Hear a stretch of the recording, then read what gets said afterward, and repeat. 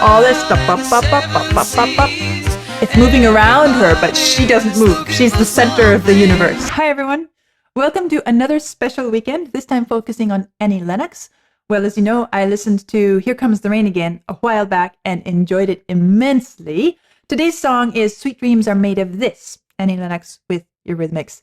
And Rolling Stone called the song a synth-pop masterpiece that made Lennox and Dave Stewart MTV superstars. In fact, 40 years later, in 2023, it was selected by the US Library of Congress for preservation in the National Recording Registry, which, as you know, always interests me when I hear that a song has been chosen for that registry. One funny little thing, the song's title, Annie Lennox said, is apparently the most misheard lyric in British pop.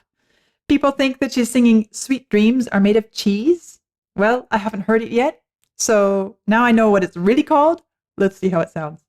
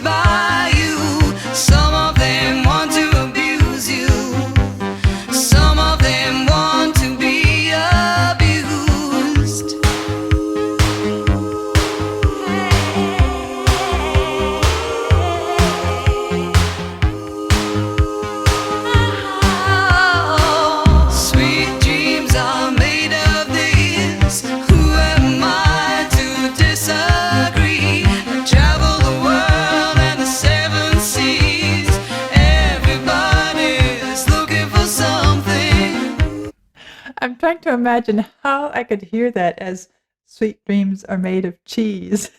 I don't know how. Of course, I know the proper title, and sometimes that makes it impossible to hear otherwise. I could imagine Sweet Dreams Are Made of These, but the TH is so clear to my ears. Anyway, just my thoughts on the matter, my impressions. It's interesting hearing the textures and the articulations of the instrumental accompaniment. And I say that with a question mark because very often we think of accompaniment as something that supports a voice, supports a melody. This isn't exactly supporting it. It's more like it's dancing around it, swirling around it. And the melody, the singer, of course, it's Annie Lennox, and she's such a powerful, I'm going to say her voice has such charisma, and it's so authoritative. She owns it, and she owns the melody. She owns everything about it. And as I'm listening to how the accompaniment, the instruments and chorus and whatever else is happening are working with this, they leave her clearly, solidly center stage. And it's as if she's rooted there and standing there and not moving. She doesn't give an inch. And so everybody has to move around her. And even the accompaniment, bum, bum, bum, bum, bum, bum, bum, bum, you know, it's like stars dancing around her. And it's an interesting dynamic. Yes, I understand it's synth pop, but she has such a power and authority.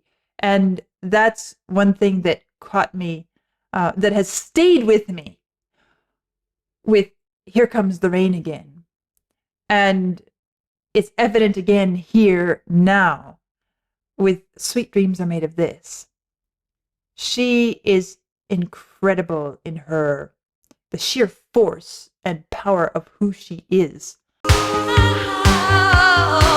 Sweet dreams are made of this. Who am I to disagree? I travel the world. All that stuff. It's moving around her, but she doesn't move. She's the center of the universe.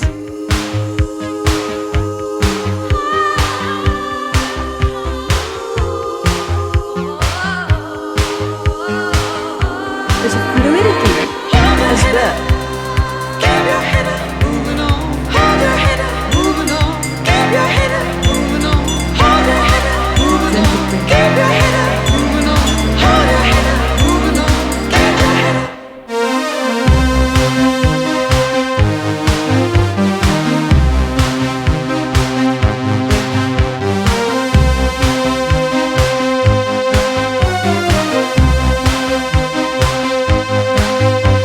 Some of them want to use you. Some of them want to get used Right in the by core of you. it. Some of them want to abuse you. Some of them want to be abused.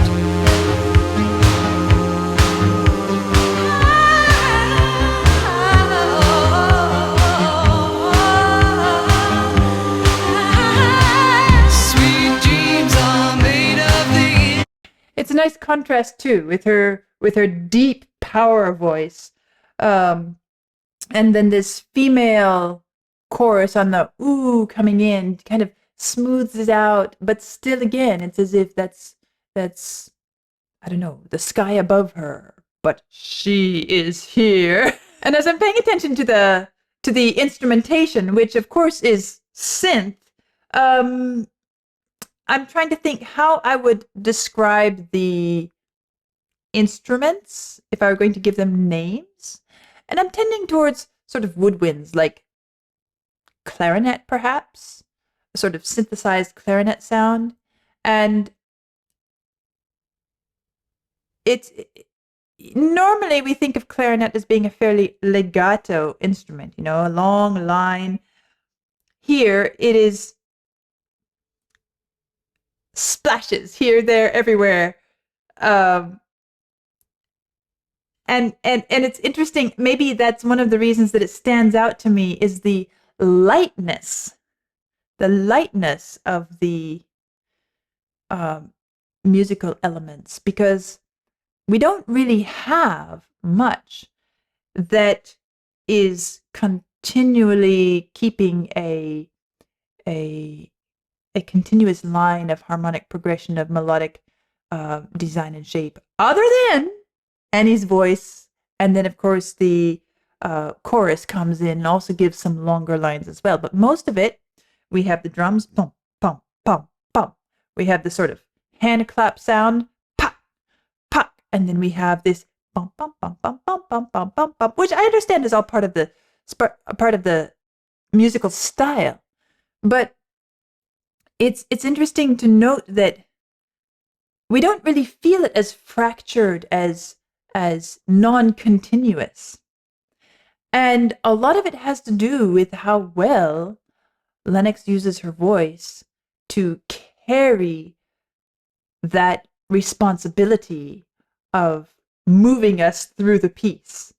Everything else is subject to her will. And it's a beautiful thing to hear and observe in this piece of music. It really is. And this fluid line. Sweet dreams are made of these. Who am I to disagree? Okay, we have some strings in there too. Travel the world, Some other little. seven seas. Everybody's looking for something. Sweet dreams are made of these.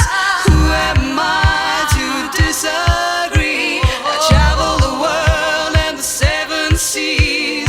Everybody's looking for something.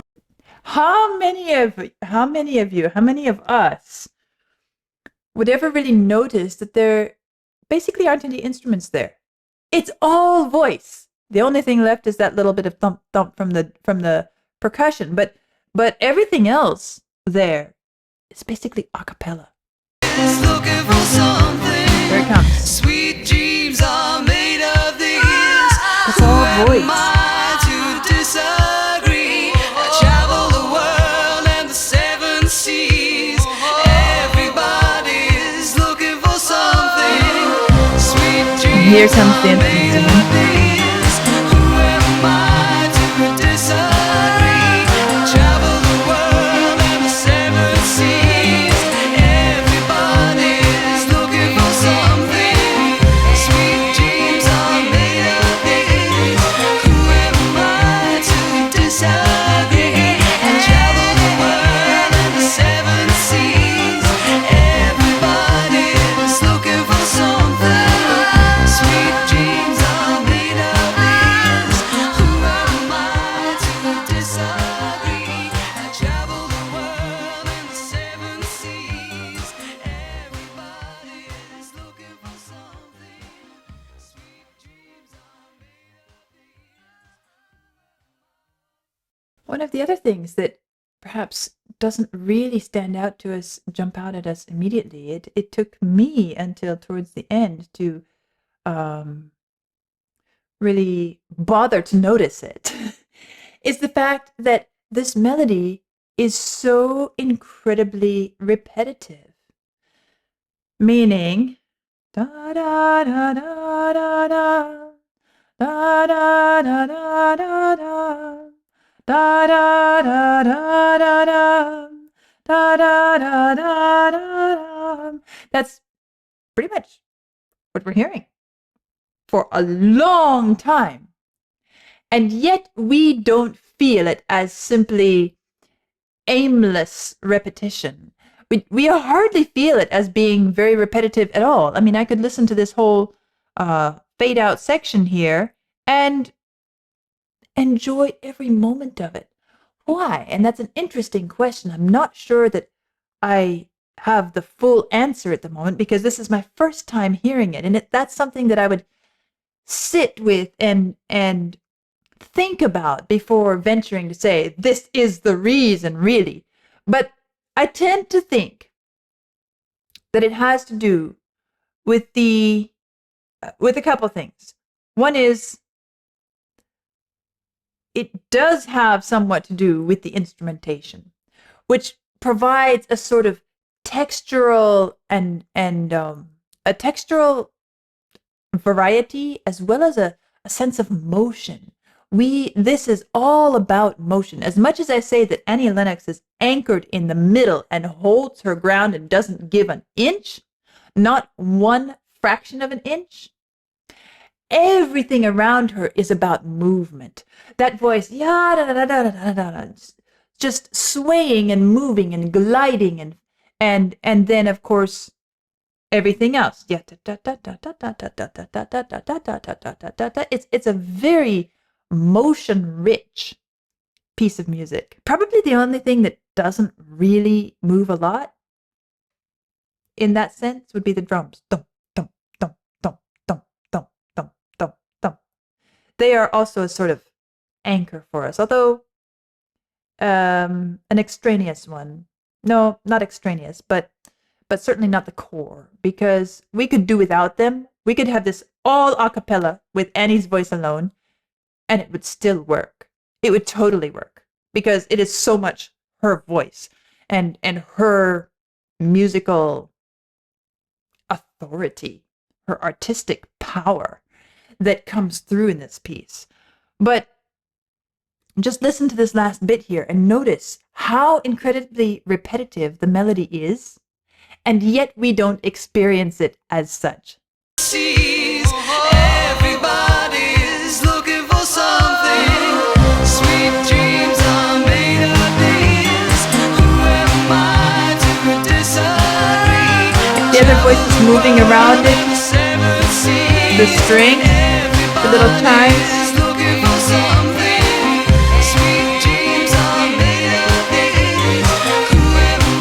But imagine if it were just Lennox singing. She could still do all of this, and we would still enjoy it as not too much repetition.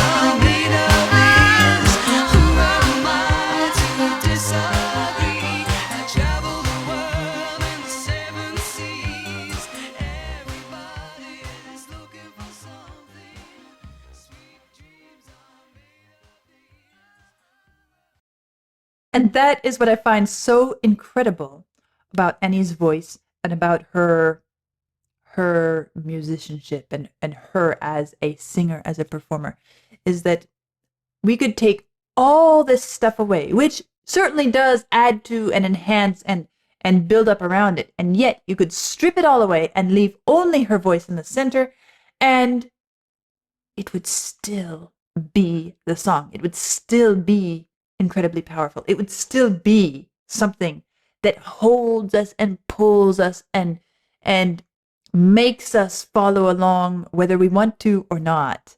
That is an incredible ability, and it's rather rare.